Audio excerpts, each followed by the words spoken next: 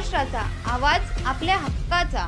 कल्याण माळशेज घाट महामार्गावर भोरांडे गावाजवळ आळेफाट्याच्या दिशेने कल्याणकडे जाणारा दुधाचा ट्रक व माळशेज घाटकडे जाणारा भाजीपाला टेम्पो यांच्यात समोरासमोर धडक होऊन दुधाचा टँकर रोडपासून खाली कोसळला व दुधाची टाकी देखील गळून पडली।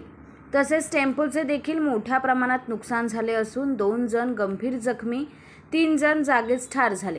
सदर ठिकाणी माळशेज घाट पोलीस तसेच टोकावडे पोलीस मुरबाड, उपविभागीय अधिकारी जगदीश शिंदे टोकावडे, पोलीस निरीक्षक दिनकर चकोर, एकनाथ बंदे, PS चंद्रकांत भोये, रमेश गंगावणे, पांडुरंग बघाड, काऊराम घुटे, मिलिंद आहिरे, राजेंद्र रसाळ, रामदास भानगडे यांनी मदत केली।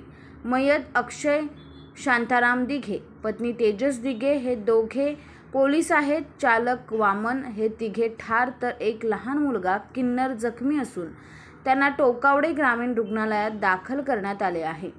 पुढील तपास पोलीस करत आहेत। तुमच्या परिसरातील काही घडामोडी किंवा समस्या असतील तर आमच्या वृत्तवाहिनीला संपर्क करा आणि तसेच सतत अपडेट राहण्यासाठी आमच्या वृत्तवाहिनीला सबस्क्राइब करा आणि बेल आयकॉन दाबायला विसरू नका।